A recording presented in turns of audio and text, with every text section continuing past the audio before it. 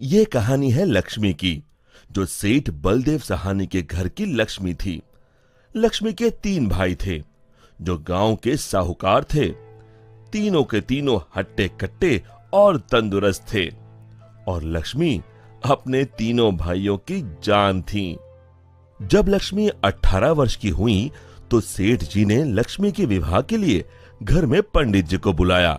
यजमान, बेटिया की कुंडली जिस युवक से मिल रही है वो एक बहुत ही साधारण परिवार का है। अरे उससे क्या फर्क पड़ता है, हम तो अपनी बेटी को अपने घर ही रखने वाले हैं, हमें तो घर जमाई चाहिए। लेकिन यजमान, मुझे नहीं लगता कि ऐसा कुछ संभव है, ये युवक घर जमाई नहीं बनेगा। तभी सेठ जी की बेटी सेठ जी के पास आई और उनके कानों में कुछ फुसफुसाई। उसकी बातें सुनकर सेठ जी के चेहरे पर मुस्कान आ गई। ठीक है पंडित जी, आप शादी की बात आगे बढ़ाइए। और फिर कुछ महीनों में लक्ष्मी की शादी एक बहुत ही साधारण युवक विमल से हुई। शुरू में दोनों की अच्छी बन रही थी और विमल की मां सरिता भी बहुत खुश थी। एक दिन सोते वक्त लक्ष्मी ने विमल से बात की। ना इस घर में ढंग का सोफा है, ना गद्देदार पलंग और ना ही टीवी। ए जी, आप मेरे साथ मेरे पापा के घर चलिए ना, वहाँ सब कुछ है।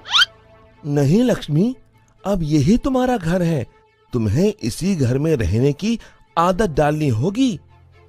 उस दिन के बाद लक्ष्मी हर छोटी छोटी बातों पे विमल से झगड़ा किया करती। उनके बीच बात इतनी बिगड़ गई कि अब लक्ष्मी कभी बेलन तो कभी बर्तन फेंक फेंक कर विमल को मारती। विमल बेटा, ये क्या है, तुम दोनों ऐसे लड़ क्यों रहे हो? माँ, ये रट लगाए बैठी है कि मैं भी इसके साथ इसके बाप के घर में जाकर रहूं, घर जमाई बनकर। भला मैं ये कैसे कर सकता हूँ, और इसीलिए हमारी रोज अनबन होती है। एक काम कर, तू उसे अच्छे से समझा कि अब यही उसका घर है। अगले दिन फिर से लक्ष्मी विमल को अपने घर चलने के लिए जोर डालने लगी। आप मेरे साथ मेरे घर चलिए, आपको यहाँ गरीबों की तरह जीने की कोई जरूरत नहीं है, मेरे पापा के पास सब कुछ है। मैंने तुम्हें कितनी बार बोला है, मैं घर जमाई नहीं बनना चाहता हूँ। अगर आप खुद से मेरे साथ नहीं चलोगे तो मैं मेरे भाइयों से बोलकर आपको जबरदस्ती यहाँ से उठवा लूंगी। बहू की ये बात सुनकर सरिता को अपने बेटे की चिंता सताने लगी।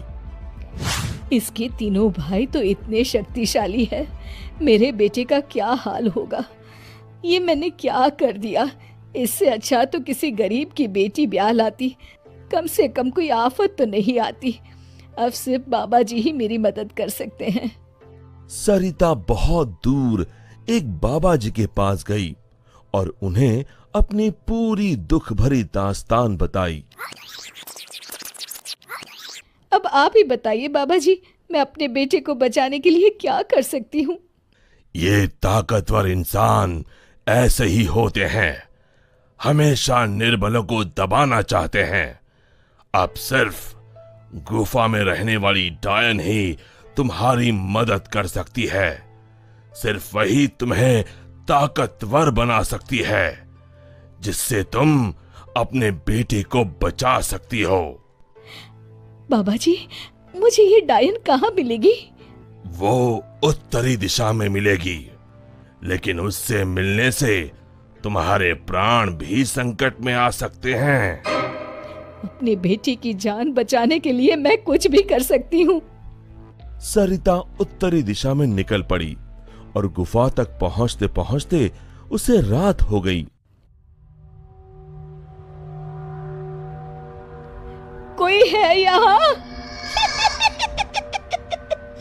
क्या आज एक इंसान यहाँ खुद चलकर आया है? वो भी मेरा खाना बनने। मैं आपसे मिलने आई हूँ। मिलने? मुझसे? हाँ। वो भी खुद चल के? बताओ बताओ क्या बात है? सरिता ने डायन को अपनी कहानी सुनाई।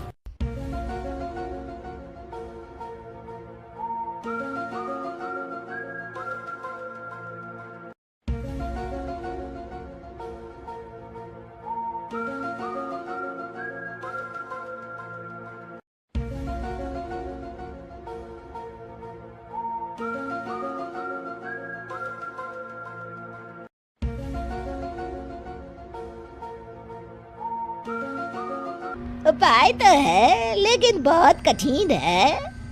मैं अपने बेटे को बचाने के लिए कुछ भी कर लूंगी। तुम्हें मेरा श्राप अपने ऊपर लेना होगा, जिससे मेरी सारी शक्तियाँ तुम में आ जाएंगी। तब मैं आजाद हो जाऊंगी और तुम डायन बनके यहीं गुफा में रहोगी और ना ही सूरज की रोशनी में निकल सकोगी बाहर, क्योंकि डायन की शक्तियाँ सिर्फ रात को ही काम करती हैं। क्या तुम्हें ये मंजूर है?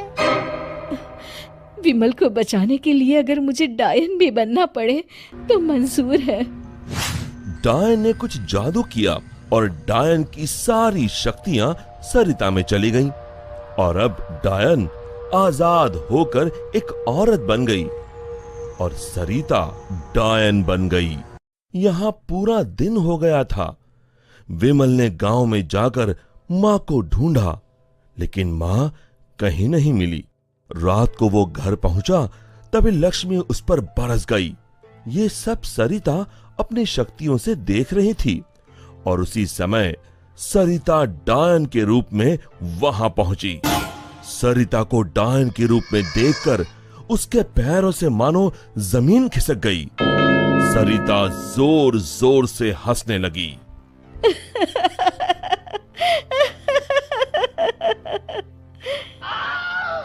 आलतू जलाल तू आई बला को टाल तू, आलतू जलाल तू आई बला को टाल तू, आलतू जलाल तू आई बला को टाल तू, आलतू जलाल तू आई बला को टाल तू, आलतू जलाल तू आई बला को टाल तू। जैसे तैसे रात को लक्ष्मी सो गई और सुबह होते ही अभी अपने भाइयों को बताती हूँ कि आपने मुझे बेलन से मारा। लक्ष्मी दरवाजे से पांव बाहर डाल ही रही थी कि सरिता ने अपने हाथ लंबे कर कर लक्ष्मी के पांव पकड़ लिए। अब तुम इस चौखट के बाहर बिल्कुल नहीं जाओगी। एक बार फिर से लक्ष्मी बेहोश हो गई। अब जब भी लक्ष्मी कुछ बेतुका करने जाती थी, सरिता बीच में आकर अपने बेटे को बचा लेती और बेचारी लक्ष्मी डायन से डरकर घर के कोने में दुबक कर बैठी रहती। आलतू जलाल तू आई बला को टाल तू, आलतू जलाल तू आई बला को टाल तू, आलतू जलाल तू आई बला को टाल तू।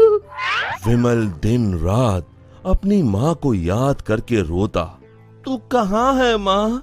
कहाँ चली गई मुझे छोड़ के?